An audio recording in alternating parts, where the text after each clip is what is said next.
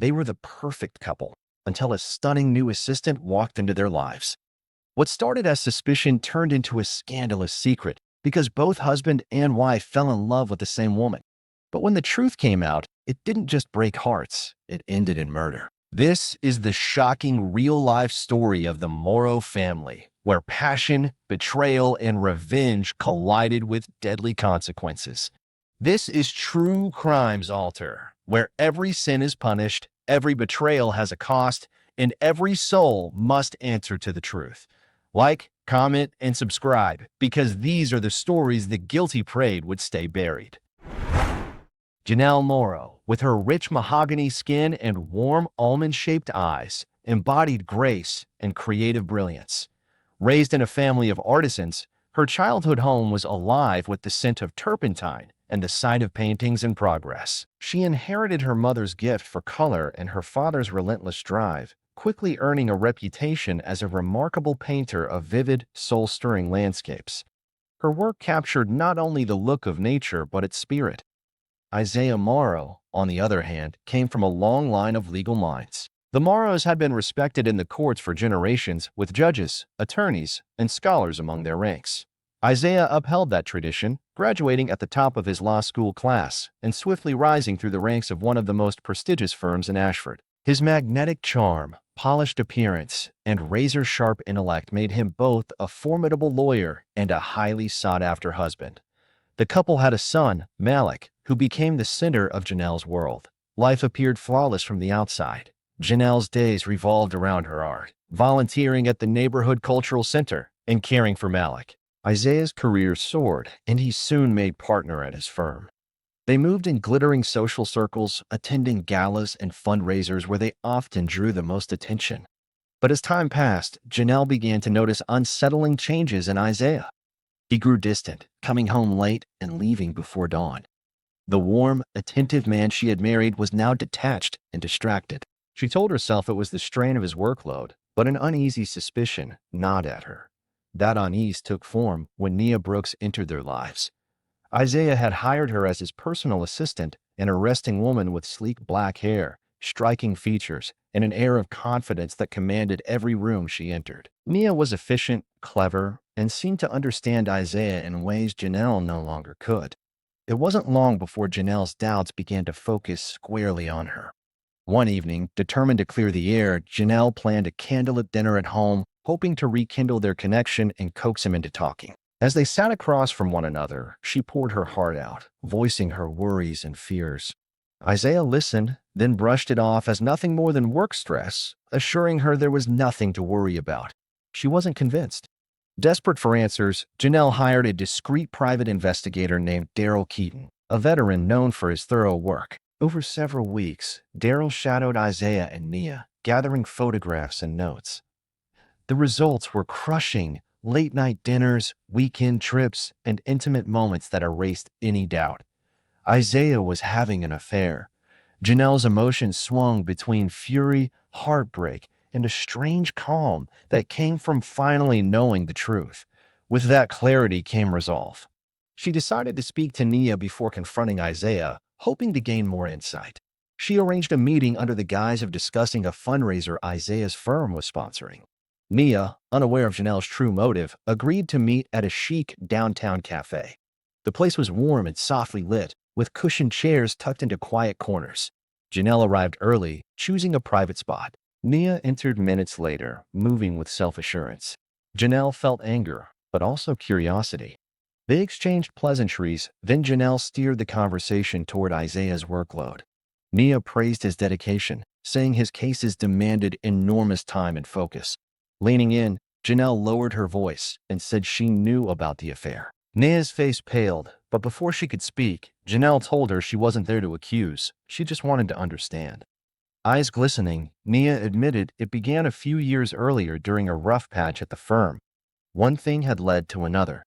As Nia spoke, Janelle felt an unexpected flicker of empathy. She recognized the pain in Nia's expression, a mirror of her own. By the end of that meeting, something unexpected had formed between them, an odd, fragile connection. In the following weeks, they met again, and what began as confrontation shifted into something deeper.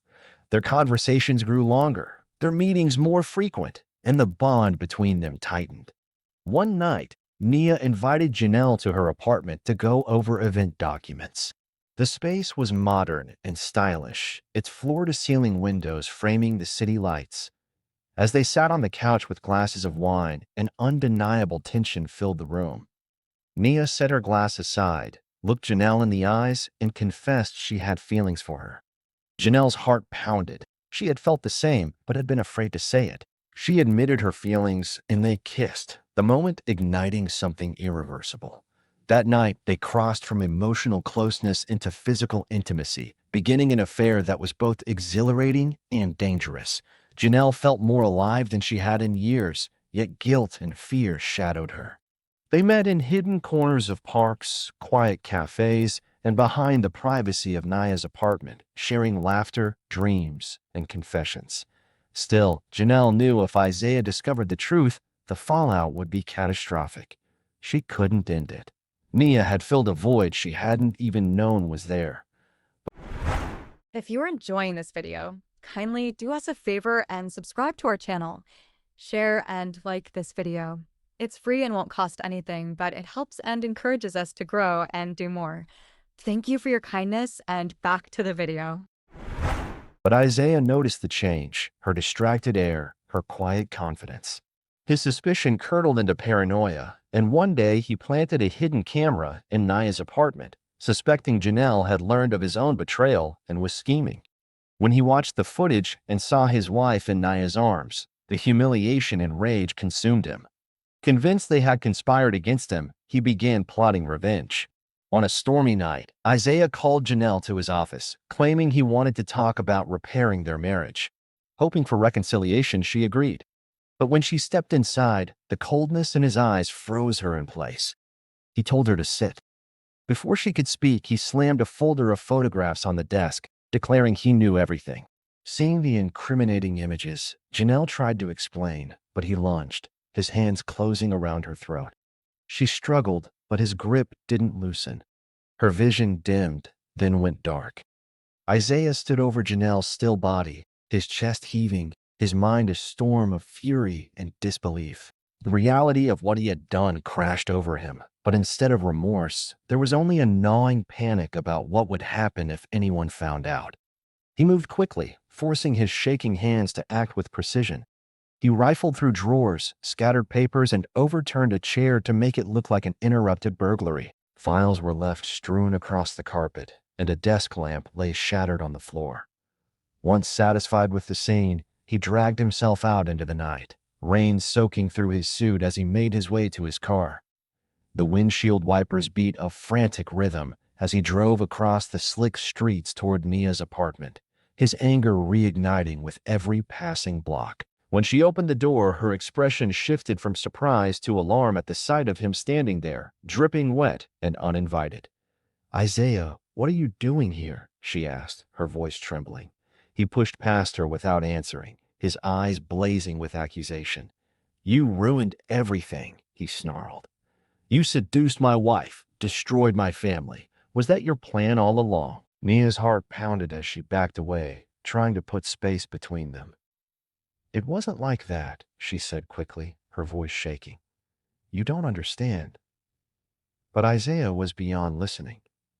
The air in the apartment felt charged, oppressive, and Nia could see in his expression that reason had no place here. He lunged toward her, his hands reaching out, but she sidestepped, adrenaline firing through her veins.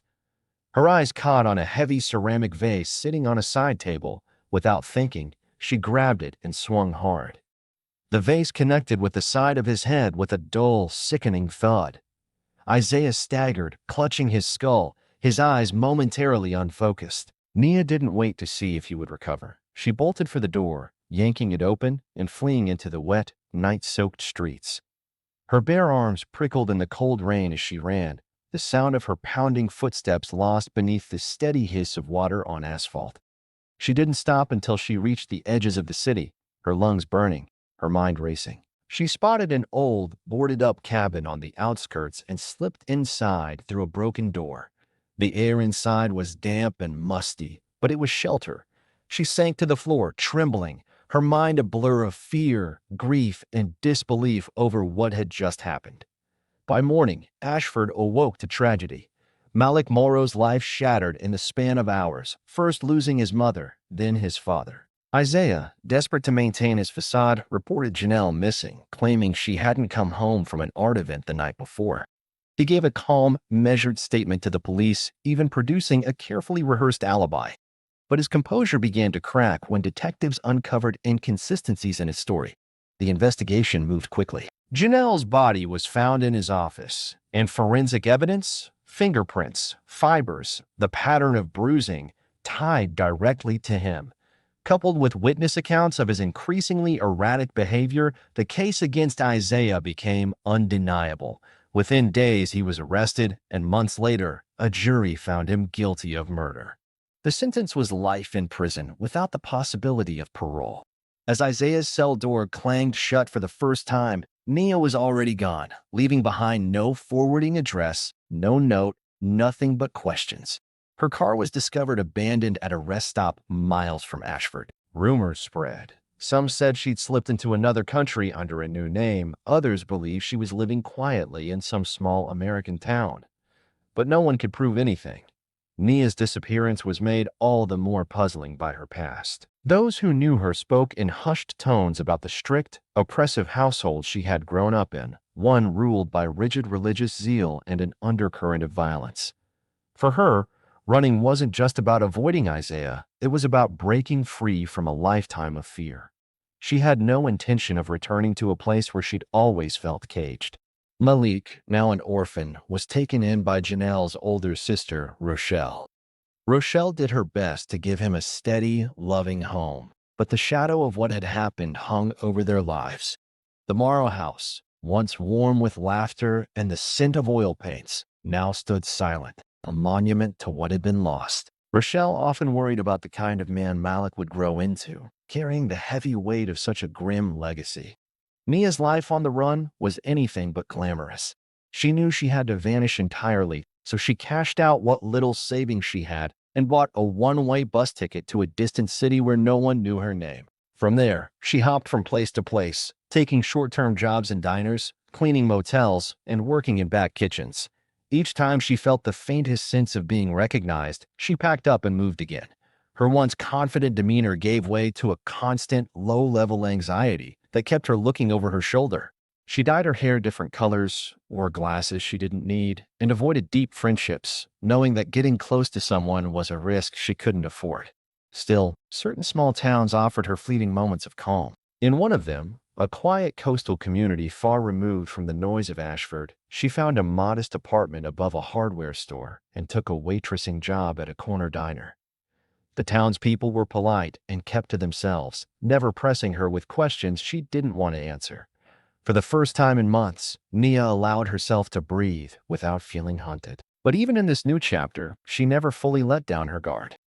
There were nights when she'd sit by her small window, looking out at the moonlit water, thinking about Janelle, how they laughed, the way her presence could make the world feel softer, and the quiet plans they'd once made to escape together. Those memories hurt, but they were also her lifeline, the proof that someone had truly seen her for who she was. Malik was 13 when the whispers at school began to cut deeper than he could bear. He had always been a quiet, thoughtful boy, the kind who preferred the pages of a book to the noise of a crowded lunchroom. But now he was also the boy whose father killed his mother. No one said it to his face at first, but he could hear it in the way conversations fell silent when he walked past, in the sideways glances, and in the hesitant pity of teachers who didn't quite know how to treat him. Rochelle did everything in her power to protect him, offering the steady hand and unconditional love that had vanished the night Janelle died. Still, the weight of what had happened clung to him, following him into every room, every interaction. At school, there were those who kept their distance, and there were others who didn't hold back, tossing cruel jokes or taunts about his father from across the hallway. Malik learned to lower his gaze, to swallow his words, to keep his feelings locked tight where no one could reach them. His refuge became the local library, a brick building with tall windows that smelled faintly of old paper and lemon polish. There, tucked away at a corner table, he could escape into other worlds, stories where tragedies had reasons, where betrayals were explained, and where endings, if not always happy, at least brought understanding. Rochelle noticed his growing attachment to books and encouraged him to write, buying him a secondhand notebook and telling him he could fill it with whatever came to mind. At first, he scribbled aimless thoughts and half-formed ideas, but soon he began crafting stories, tales of love tested by hardship, of people making impossible choices, of the thin line between right and wrong. Writing became his way to wrestle with questions he couldn't ask out loud, to shape the chaos of his life into something he could understand. His English teacher, Mr. Daniels, saw potential in his work and quietly began giving him extra assignments, offering books on storytelling and encouraging him to submit to student writing contests. Malik rarely spoke about his parents, but the characters in his stories often carried pieces of them. Janelle's warmth and creativity, Isaiah's charisma, the betrayal that lay between them like a fracture in the earth. Years later, while rummaging through a box of family mementos Rochelle had kept, Malik came across an old photograph. It showed his parents in the garden of their first apartment, arms around each other, laughing like nothing in the world could touch them. He stared at it for a long time, trying to reconcile that image with the reality he knew. How had they gone from that moment to the violence that tore them apart? That question lodged itself in his mind and refused to leave. Determined to find answers, Malik began quietly gathering whatever information he could about their lives. He searched old newspaper archives online, reading every article he could find about the case. He spoke with neighbors who remembered Janelle from her days volunteering at the arts center, with people from Isaiah's firm who had seen the change in him in those last months. Eventually, his research led him to the name Daryl Keaton, the same private investigator his mother had hired. Daryl was retired now, living in a small ranch-style house on the outskirts of town. When Malik first called, Daryl was hesitant, saying there was nothing to be gained from digging up the past. But Malik's determination wore him down, and he finally agreed to meet. Sitting in the dim light of Daryl's study, Malik listened as the investigator laid out everything: how Janelle had suspected the affair, how she had confronted Nia, how the two women had grown close in ways no one had expected, and how it had all unraveled the night she died. Hearing it was like being handed the missing pieces of a puzzle he had been trying to solve for years. Malik felt a swirl of emotions: anger at Isaiah, grief for his mother, and a surprising pang of empathy for Nia, who had also lost something that night. When Daryl finished, Malik knew what he had to do. He decided to find Nia. It was not easy. She had been careful, leaving little trace, moving from one shadow to the next. Malik retraced her steps from the night she disappeared, visiting the rest stop where her car had been found, talking to a gas station clerk who vaguely remembered a woman matching her description, following a trail of half-remembered sightings that led him from one town to another. Months of searching finally brought him to a quiet coastal community far from Ashford, a place where the sea breeze carried the scent of salt and the streets were lined with weathered shops and faded awnings. On a gray afternoon, Malik stepped into the small diner that locals favored for its strong coffee and generous slices of pie. Behind the counter, refilling mugs with easy familiarity, was a woman whose face he recognized instantly from the photographs Daryl had shown him. She looked older, her hair cropped shorter, but the sharpness in her features was softened now by something more reserved. She didn't notice him at first, moving from table to table with the practiced rhythm of someone used to blending into the background. Malik waited until she stepped behind the counter, then approached. "Nia," he said quietly. She froze, a coffee pot in hand, her eyes narrowing as she took him in. There was a flicker of recognition, not of his face, but of something in his expression. "Who are you?" she asked, her voice measured. "I'm Malik," he said. "Janelle's son." The name hit her like a wave. For a moment, she simply stared, as if unsure whether to believe him. Then she set the coffee pot down and gestured toward an empty booth in the corner. "Sit," she said. They sat together in that booth for hours, the hum of the diner fading into the background as the weight of their shared history filled the space between them. Malik spoke carefully at first, his voice low, telling Nia about the years after that night, how Rochelle had taken him in without hesitation, how she had tried her best to shield him from the cruelty of the outside world, and how the silence in their home often spoke louder than words ever could. He described the way grief had settled over everything, an invisible but constant presence, and how he'd often felt like a shadow of himself, just existing rather than truly living. Nia listened without interruption, her hands folded on the table, her gaze never leaving his. When he told her about finding the photograph of his parents laughing together in the garden, she leaned back slightly, as if struck by the same question he had carried for so long: how two people could go from that joy to such devastation. When Malik finally stopped speaking, she took a slow breath and began to share her own truth. She told him about her first meeting with Janelle, how tense and guarded it had been, and how quickly the lines between suspicion and understanding had blurred. She spoke of the countless conversations they'd had, often in quiet corners or behind closed doors, where they could simply be themselves without judgment. She told him how Janelle's presence had been like stepping into sunlight after years of darkness, how she had made her feel worthy of being loved and truly known. Her voice trembled when she spoke about the night Isaiah had appeared at her door, his face twisted with rage. She described the way his shouting had filled the room, the way she had seen something in his eyes that told her there was no reasoning with him, and the split-second decision to defend herself with the vase. As she spoke of running through the rain, heart pounding, unsure if she'd survive the night, Malik could see how the fear of that moment had never truly left her. For a long time after, neither of them spoke. The truth hung heavy, but it also seemed to strip away some invisible barrier between them. They began meeting regularly, sometimes in the diner after her shift, other times on the boardwalk overlooking the dark water, where the steady crash of waves seemed to absorb their words. They spoke not only about Janelle, but about the years that had followed. Malik shared his struggles with school, the isolation, the way writing had become both a refuge and a way to give shape to his pain. Nia told him about the places she had lived since leaving Ashford, small towns where she could disappear into the background, the endless jobs that kept her afloat, the loneliness of keeping everyone at arm's length for fear of being found. Slowly, they began to understand that while their lives had diverged sharply after Janelle's death, the weight they carried was remarkably similar. Malik started to see her not just as the woman tied to his parents' tragedy, but as someone who had also lost, who had also been forced to start over with nothing. And Nia began to see Malik not as a reminder of what she had lost, but as someone she could help, someone she could support, as he worked to untangle the threads of his past.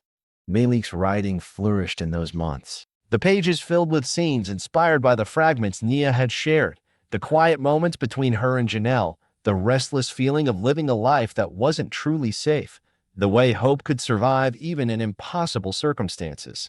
Nia, for her part, began to feel something she hadn't allowed herself to in years, a sense of belonging. Years later, Malik's debut novel hit the shelves. It was a deeply personal story, fictionalized just enough to shield the real people behind its characters, but raw in its emotional truth. Readers connected instantly, sending letters and messages about how the book had moved them, how it had made them reflect on their own relationships and the secrets they kept. Malik had dedicated it to JM, who showed me love's true face, and to NB, who taught me the power of forgiveness. When Nia read the dedication for the first time, she had to set the book down and collect herself, tears threatening to fall. She still lived in the same coastal town, still worked at the diner, but she carried herself differently now, more at ease in her own skin. Malik visited often, bringing news of his work, sometimes staying for weeks at a time. On those visits, they would walk the beach, their conversations shifting from the past to the future, discussing the kind of lives they wanted to build for themselves. The story of the Morrow murders became a fixture in Ashford's history, told in newspapers, in late-night conversations at bars, even in true crime blogs that speculated endlessly about what had really happened. Janelle's artwork, which had been quietly stored away in her studio, was eventually discovered by a local gallery owner and displayed in an exhibition that drew national attention. Her landscapes, vibrant yet touched with a strange melancholy, were hailed as hauntingly beautiful reflections of a gifted artist whose life had ended too soon. Isaiah's name, once a respected one in legal circles, became synonymous with betrayal and violence. And though years had passed, people in Ashford still spoke about the mysterious disappearance of Nia Brooks, the woman who had stepped into the Morrows' lives and vanished into the night.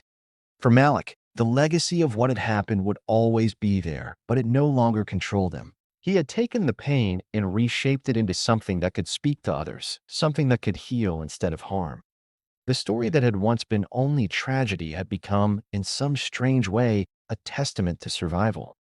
It was a reminder that even in the darkest places, connections could be forged, trust could be rebuilt, and hope could take root again. If you've been touched by this story, share your thoughts in the comments. Let us know how you feel about the choices these people made and what you think you might have done in their place. Tell us where in the world you're watching from. We love knowing how far our stories reach. And don't forget to subscribe to the channel so you never miss the next gripping true crime tale.